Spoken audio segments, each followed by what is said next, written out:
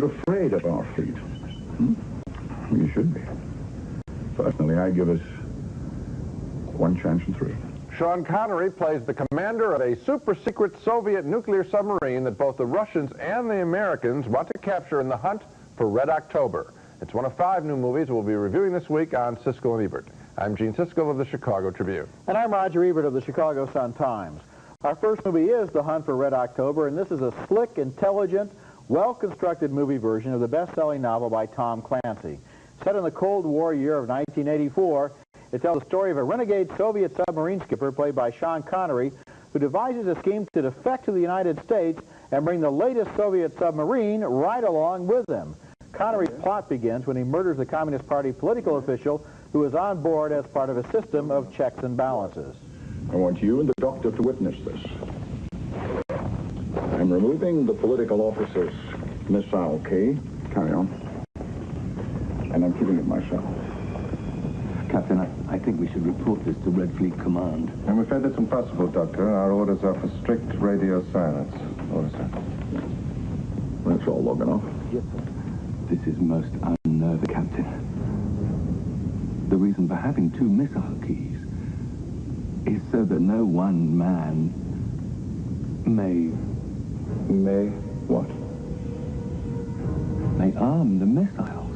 Meanwhile, an American intelligence expert played by Alec Baldwin is convinced that Connery is trying to defect with the submarine. Here he meets with James Earl Jones, a Navy admiral, to explain his theory. Good afternoon, Admiral. Afternoon, Matthew. Where are we going anyway? Briefing for Jeffrey Pelt, President's National Security Advisor. Most of the Joint Chiefs will be there, along with a few other people. Who's giving the briefing? You are.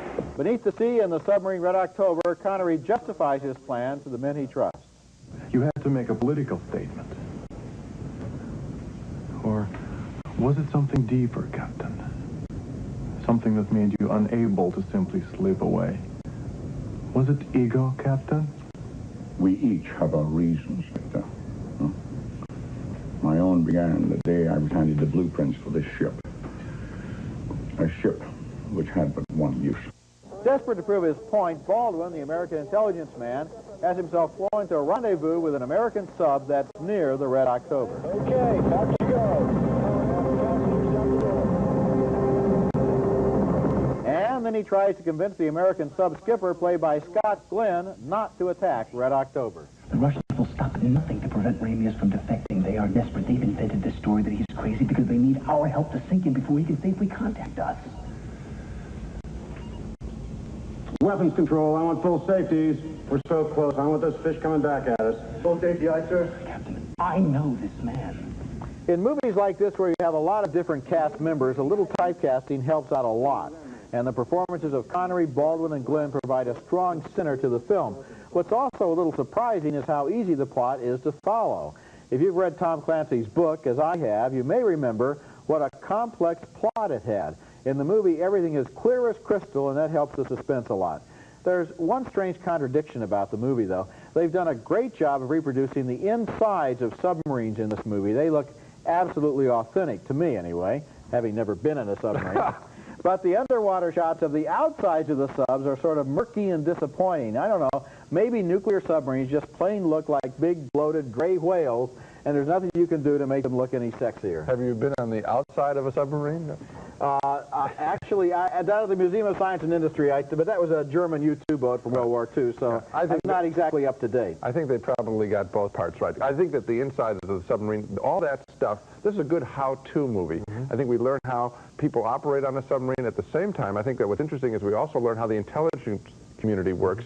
Particularly in the United States, there's a great political meeting with all the admirals, the Joint Chiefs, and a political operative for the president. And it's very well done. And we think we're on the inside, which is the appeal, I understand, of Clancy's books. The other thing that I think is really distinctive about the film is the performance by Alec Baldwin. This is sort of a star-making role. He is not a superhero. He doesn't play it that way. He plays it as a guy who's simply very, very smart and careful and methodical. He isn't boring while doing that, and I thought that was really the strength of the film. It was good casting, and it was interesting for that particular role that it was a relatively new face. We've seen him before, but a lot of people don't know who he is. Yes, in other words, if it were a familiar face, for example, if you put Connery in that role, you say, well, there's not going to be any problem here, because he'll obviously solve what needs to be solved. So it has this in common with the book. It's a smart thriller. In other words, it congratulates you for being smart enough to be able to figure out all the stuff that's going on here, and it's fun on that level. A lot of extra information.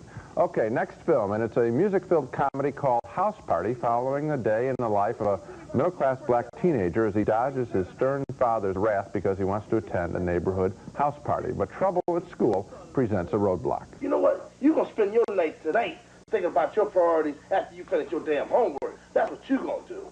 Remember, you said I could go to the party. All them hoods you got in trouble with today is going to be at that party. And you don't need to be getting yourself in no more trouble. It's not going to be that type of crowd. Look, all my friends are going to be there. I don't give a damn if Marvin Gaye going to be there. You won't.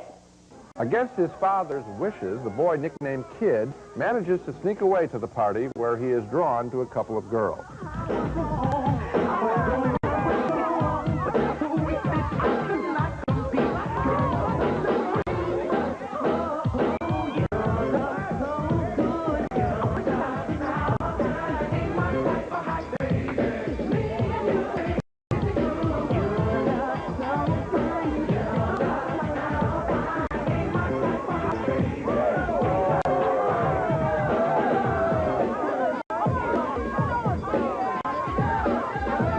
Throughout the film's one long day, Kid has an ongoing problem with the neighborhood tough guys. What you got to say now, punk? Your shelling technique is very good. This guy think we're joking around with... Go! Oh, homeboy, you all right, man? It's over already? Hey, yo, Kid, we had your back. Yeah, way back. Oh. House Party is an attractive-looking film with bright contemporary music, but its story is so wooden, so predictable with its goody-goody boy, strict father, and the party gets out of hand story, all too familiar.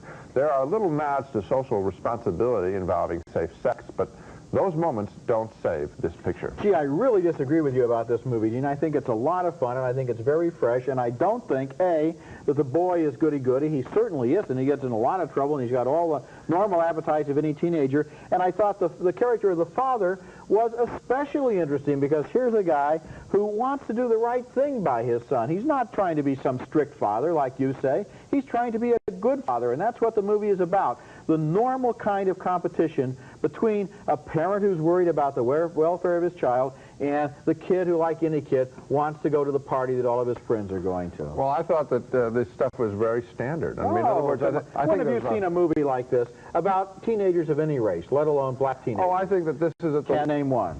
Give me a chance. Please go right ahead. I Be think my this guest. Go ahead. Be my guest. That's the part of you that I really like.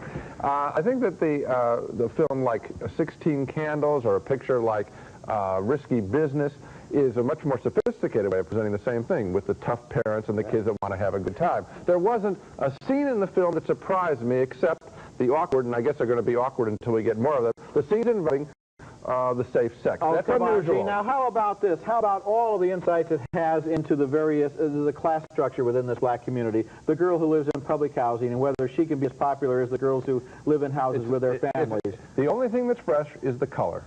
Coming up next, Heidi and her friends try to save themselves by climbing the Alps, and you are there. It's a wonderful view.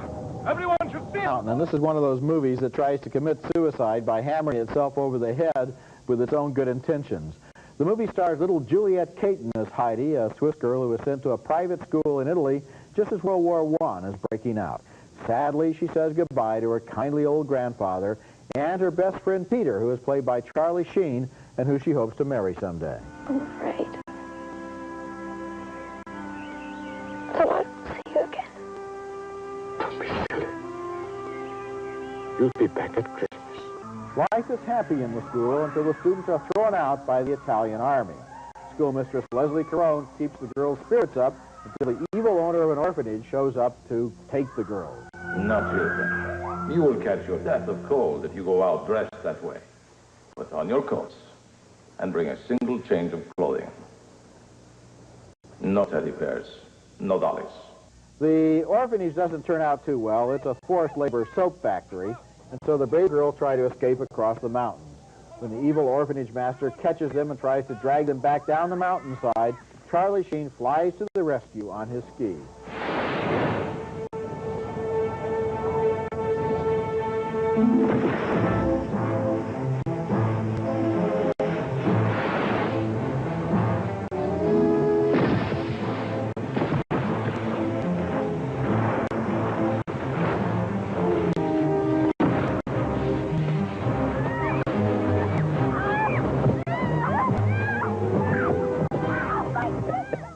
What can you say about Courage Mountain, apart from the fact that it illustrates the principle that no movie with a pet goat in it has ever been any good? This movie is silly and preposterous from one end to the other, with its clean-cut heroines and its villains who twirl their key rings instead of their mustaches. What Charlie Sheen is doing in this movie after making Platoon and Wall Street is a complete mystery to me. Maybe he wanted a paid vacation in the Swiss Alps. I don't know. All the chocolate he could eat. The sad thing about the movie is that it's so scary and depressing. With the orphanage and the child labor and everybody almost being run over by soldiers and horses, that a kid is going to have to be almost as brave as little Heidi just to get through this movie. I think there are going to be a lot of walkouts from this film of parents who might take younger children. I think it's very scary, but not in any meaningful way. No, I mean, it's brutal. This guy is a torturer of the highest order that's running this orphanage. I mean, it would make you just be terrified that anything would happen to you, that you might be sent away from home in any way. Also, the stuff with the skiing sequence comes in like it's from a travelogue picture. They're just all, you're right, Charlie Sheen, it is absolutely incredible that he's in this picture. I mean, he's playing it as sort of an American pop hero. The picture's just a complete jumble and doesn't work. It doesn't make any sense in another way, too, because here Heidi and her four little friends are going to have to walk across the Alps from Italy to Switzerland in the middle of the winter. Right. And incidentally, they didn't have any snow when they shot this movie, so everybody is covered with snow in a can, which never melts, and they never have any frost on their breath. But forget about that. While they're struggling across the mountains, Leslie Caron is worried about them, so she turns up in the village to ask Heidi's grandfather where they are. Question. How did she get over the mountain? Good question. Probably flew on the same skis. Coming up next, a comedy called Rosalie Goes Shopping, the story of an enterprising homemaker who builds her entire life around the freedom her credit cards provide.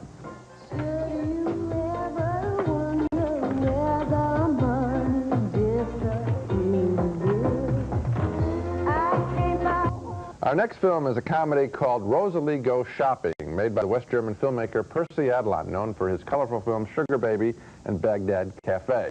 This film is set in Arkansas and follows the adventures of an immigrant German woman married to a crop duster pilot. While he dusts crops, she spends money, lots of it, through her many credit cards and through writing rubber checks. Morning, John. I'm glad that you came by directly, Mrs. Greenspace. Bert from Farmers Flight Service just called. He forgot to write down the number of the check. At regular intervals, Rosalie confesses her spendthrift ways to a priest played by Judge Reinhold. She seems to think that as long as she confesses her sins, she can continue to commit more. What does your conscience tell you? My conscience has never felt so good. That's Marianne Segebrecht as Rosalie. Her husband is played by Brad Davis, and he lets Rosalie do her thing while he enjoys flying. If you stand next to the flag man, you'll have a perfect view. My fuel tank's almost empty now. I could fly loose for you.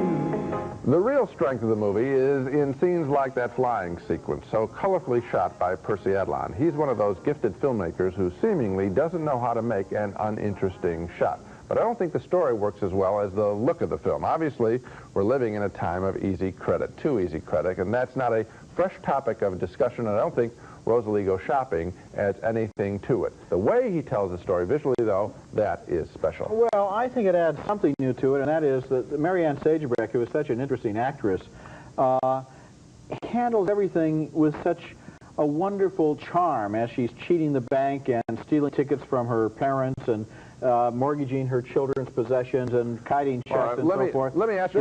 And at the same time, she's trying, as an immigrant to America, to do all these things in order to provide her family with this wonderful, almost museum piece quality of the perfect little American home. Okay. Let me ask you a question. She is a very good actress, and she's very intelligent, and you can see that. It's not her physical look that makes her special.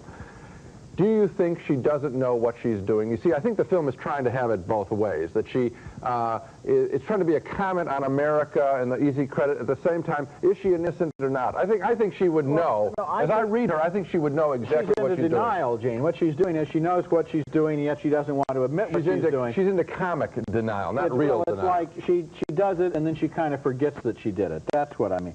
But anyway, I did enjoy the picture. I think I enjoyed it more than you did. You did enjoy it more than me if you bought the story. Okay. Coming up next, a car dealer is married to the most beautiful woman in town, but he falls in love with his plain-looking secretary in Too Beautiful for You. Next movie is named Too Beautiful for You, and it stars the remarkable Gerard Depardieu.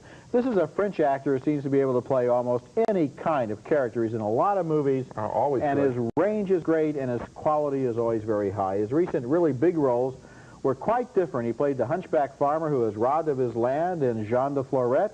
Then he plays the sculptor Rodin in the Oscar-nominated film Camille Claudel, which is around right now. And now here he is, a successful BMW dealer in a provincial French town. Quite a reach. He's happily married, but one day a new secretary turns up at work, and both he and the woman are struck by a thunderbolt of love at first sight. Moi, j'ai envie de toucher ta peau. That's Josie Amblasco as the new and great love of his life. He's obsessed by her, and he tries to catch her on her way home.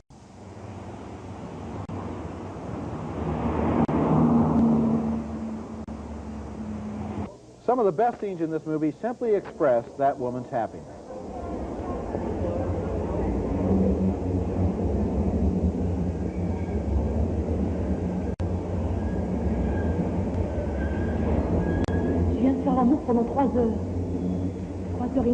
Certain scenes might be fantasies, including this one, in which the film imagines a shocking public breach of good manners. Pourquoi elle me gifle? Pourquoi elle me gifle? Si tu trompes ta femme, c'est tout ce que tu mérites. Je trompe ma femme, c'est son affaire. C'est à elle de gifler. Now, with that scene and a few others like it, the film drifts in and out of reality. We're not quite sure we're seeing what really happens or only Depardieu's fantasies as he tries to imagine the repercussions of his adultery. I like the film's simple scenes the best, the ones in which the woman speaks openly and glowingly about her love, and two lovers sit around almost goofy with romance. Depardieu is wonderful in this film as the love-struck car salesman, but the movie really belongs to Josie Amblasco, who may not be everyone's idea of great beauty, but helps us to understand the meaning of the title, Too Beautiful for You. I think this film is great in two ways. You focused on what it's like to have this fascination with this person who is at least willing to be with you in love and in bed and all that, and there is great dialogue between them about that. Also, the film, I think, is very good at showing the brittle quality of someone who carries the weight of being so staggeringly beautiful that it's almost like a chain around her in some way. I think that this is a picture that's very good as it's made. I also think it's a natural for an American film company to rip off and make with American stars, because American movies don't often really deal with sexuality in the way that this film does, or with the problems of physical beauty and apparent ugliness. I didn't mean to give you the impression that I didn't like the film. I just said that I like the simple scenes more than the fantasy scenes. At the beginning of this film, I was thinking just almost exactly what you just said. This is a film about adult feelings and about adults who are able to express their feelings in adult language, including the language of passion and the language of the mind. American movies often seem to be about people who are just a little bit slow, who speak in terms of cliches and in terms of simple ideas as if nobody will understand them if they express what they're really feeling. This movie really comes to you and says, here are people up here on the screen. Well, it also comes to you with a rather obvious subject matter that most movies never even touch, which is the physical look of someone, which is obviously they carry around it all the time. It's always on people's minds. It's never spoken about in such a frank manner. It's a wonderful subject idea, and it's been executed very well. In fact, the challenge is, if Americans do rip it off, will they be able to do it as well? They might not. They might chicken out. Now let's recap the movies we reviewed on this show. 2 thumbs up for The Hunt for Red October, featuring a terrific performance by Alec Baldwin as the American intelligence agent trying to help capture a renegade Russian submarine. A split vote on House Party, the musical comedy about black teenage life. I found the characters all too familiar. Roger thought they and the movie were fresh. 2 thumbs down, way down for Courage Mountain, the horrifying Heidi sequel. A split vote on Rosalie Goes Shopping, a slice of spendthrift Americana. I like the look of the film more than the story. Roger enjoyed both. 2 thumbs up for Too Beautiful for You, the French story of how beauty is often more than skin deep. And so Too Beautiful for You and The Hunt for Red October, I think, are the really distinctive films in this week's list. And I think it would be a shame if people overlook House Party, which I do think is a special movie.